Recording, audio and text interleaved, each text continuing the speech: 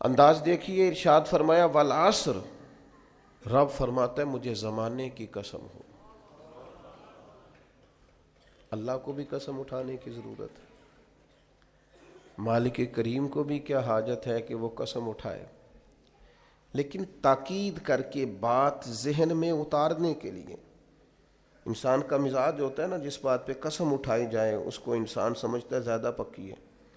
تو طبع انسانی کے مطابق بات کی، فرمایا والعصر، زمانے کی قسم ہو۔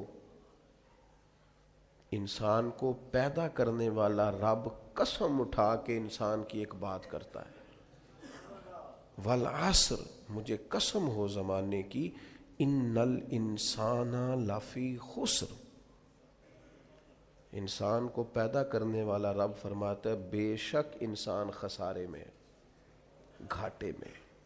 نقصان میں۔ لوگ اس کو کہہ رہے ہیں بڑا سیٹ ہے، لوگ کہہ رہے ہیں بڑا کامیاب ہے، یہ بھی کہہ رہا ہے اللہ کا بڑا شکر ہے، لیکن پیدا کرنے والا رب، انسان کو بنانے والا، اس کو جاننے والا رب فرماتا ہے مجھے زمانے کی قسم ہو یہ نقصان میں ہے۔ اور خسارہ اس خسارے کو نہیں کہتے ہیں کہ لوگ کہتے ہیں میں نے کاروبار کیا تھا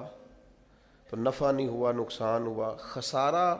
اس خسارے کو کہتے ہیں جو اصل مال بھی ضائع ہو جائے، راس المال بھی ضائع ہو جائے تو کہتے ہیں خسارہ ہوا ہے، یعنی اس کے پاس جو تھا اس میں بھی یہ خسارے میں کہ یا اللہ سارے خسارے میں ہے؟ فرمایا نہیں، الا الذین آمنوا، جن میں 4 صفتیں پائی جائیں وہ نہیں خسارے میں۔ ان میں پہلی صفت یہ ہے کہ الا الذین آمنوا، بے شک وہ لوگ جو ایمان لائے، مگر وہ لوگ جو ایمان لے آئے، جن کا ایمان مضبوط ہو، جن کا عقیدہ ہو کہ اللہ ہمارا رب ہے، وہی پیدا کرنے والا ہے، وہی رزق دینے والا ہے، اسی کی تقدیر کا غلبہ ہے، رب کریم ذرے ذرے کو جانتا ہے، اللہ تعالیٰ نے جس حال میں رکھا ہے یہی حال میرے لیے بہتر ہے۔ انسان محنت پوری کرے، نتیجہ اپنے رب پہ چھوڑ دے، اسباب سارے جمع کرے، بھروسہ اپنے اللہ تعالیٰ پہ کرے، عقائد کے لحاظ سے پختہ ہو، اور پھر اس کا عقیدہ ہو کہ بعد از خدا بزرگ تو ہی قصہ مختصر، کائنات میں سب سے عرفہ والا، عظمتوں والے، شانوں والے، بلندیوں والے، رفتوں والے، کائنات کے امام، نبیوں کے امام، رسولوں کے امام، فرشتوں کے امام، محبوب مطلق اگر کوئی ہے تو جناب محمد الرسول اللہ ہے صلی اللہ تعالی علیہ وسلم۔ سب سے اولا ہو اعلیٰ ہمارا نبی، سب سے بالا ہو اعلیٰ ہمارا نبی، اپنے مولا کا پیارا ہمارا نبی، اور دونوں عالم کا دھولا ہمارا نبی۔ نظریاتی پختگی حاصل ہو، عقائد پختہ ہو، ایمان میں عقائد پوری طرح داخل ہے، عقائد اہل سنت کا پابند ہو بندہ۔ پھر ایک اور بنیادی عقیدہ ہے، اسی ضمن میں سارے عقائد آ جاتے ہیں، فرشتوں پر بھی ایمان ہو، اللہ کے تمام انبیاء پر ایمان ہو، اچھی بری تقدیر پر ایمان ہو، لیکن ایک بنیادی عقیدہ جس کو عقیدہ آخرت کہا جاتا ہے، اس پر انسان کا ایمان ہونا بڑا ہی ضروری ہے۔ اگر آخرت پر ایمان کمزور ہو جائے تو دنیا میں جتنے بھی عمل ہم کرتے ہیں یہ سارے کمزور ہو جائیں۔ یہ جو لوگ ڈپریشن میں، ٹینشن میں، انزائٹی میں چلے جاتے ہیں اور ایک بات بار بار کرتے ہیں کہ میرے ہی ساتھ ایسا کیوں ہوتا ہے، آخر بڑی ہی کوشش کے بعد میں ہی ناکام کیوں رہ گیا، تو انہیں بتایا جائے گا کہ کامیابی پتہ کیا ہے؟ لا یستوی اصحاب النار و اصحاب الجنہ، اصحاب الجنت هم الفائزون، جنتی اور جہنمی برابر نہیں ہیں، کامیاب وہ ہیں جنہیں اللہ تعالیٰ نے اصحاب جنت بنایا ہے۔ جو جنتی ہیں وہ کامیاب ہیں، جس کو اپنی آخرت کے تعلق سے اللہ تعالیٰ نے فکر سلیم دی ہے، راہ ہدایت دی ہے، اعمال حسنہ پر استقامت دی، اور وہ سمجھتا ہے کہ میں محنت اپنی آخرت کو ٹھیک کرنے کے لیے کر رہا ہوں، جد و جہد میری اپنی قبر کے لیے، حشر کے لیے، آخرت کے لیے۔ آخرت پر جس بندے کی توجہ ہے وہ بندہ کامیاب ہے۔ اس لیے دنیا میں اگر دنیاوی طور پر کوئی ناکامی آ بھی جائے تو کوئی اتنی بڑی ناکامی نہیں ہے، اس لیے کہ اصل کامیابی آخرت کی کامیابی۔ تو عقائد مضبوط ہوں، اور پھر عقائد اہل سنت کی پابندی اس کے پاس موجود ہو، نہ رفض کی طرف اس کا رجحان ہو، نہ خارجیت کی طرف اس کا رجحان ہو، اس کے نظریات ستھرے ہوں، اجلے ہوں، خوبصورت ہوں، وہ رسول پاک کی ذات گرامی کی پوری غلامی کرنے والا وہ شخص،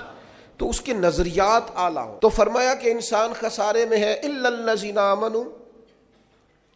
مگر وہ لوگ جو ایمان لائے، وعملوا الصالحات، اور جنہوں نے نیک اعمال کیا۔ اور یہاں بات ختم نہیں ہوئی، دو صفتیں اور بھی پیدا کریں۔ یہ دو باتیں ان کی اپنی ذات تک تھیں،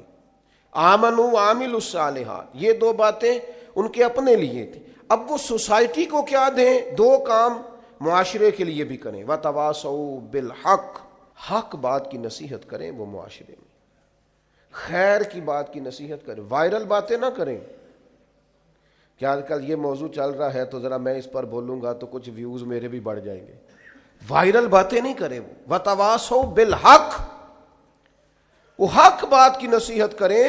کلمہ حق کہیں اور حکمت کے ساتھ کہیں، ادعو الی سبیل ربک بالحکمہ، دانائی کے ساتھ کہیں، لوگوں کو سمجھانے کی نیت سے کہیں، کلمہ حق ان کی زبان پر آئے۔ اور میرے نبی پاک علیہ السلام نے فرمایا سب سے افضل جہاد ظالم بادشاہ کے سامنے کلمہ حق کہنا ہے۔ آپ حق کے ساتھ کھڑے ہوں، پھر آپ لوگوں کو امر بالمعروف کریں، پھر نہی عن المنکر کہیں، اور وہ بھی بندہ دیکھ کے نہیں۔ اگر امیر آدمی غلطی کر رہا ہے تو پھر آپ خاموش ہیں، اور کسی غریب کو کرتے دیکھ لیا ہے تو آپ نے دینی حکمت کو بھی پیش نظر نہیں رکھا اور اسے رسوائی کر دیا ہے، آپ نے اسے سخت ترین تکلیف سے گزار دیا ہے۔ حق بات کی نصیحت کریں، اور جو لوگ حق بات کہتے ہیں نا ان پر تکلیف بھی آتی ہے، تکلیف آتی ہی ہمیشہ حق کہنے والوں پر۔ تو چونکہ میدان لگایا ہے، اب حق میں نکلے ہو، اب تم نے سفر شروع کیا ہے تو بھائی پیروں پہ چھالے تو پڑیں گے، سفر کرو گے تو تھکاوٹ تو ہوگی، کوئی رستہ طے کرو گے تو گرد تو پڑے گی، اگر کسی سمت تیز دوڑو گے تو مخالف سمت سے ہوا تو تیز آئے گی۔ اب وہاں گھبرانا نہیں، کمزور نہیں پڑنا، تھکی باتیں نہیں کرنی۔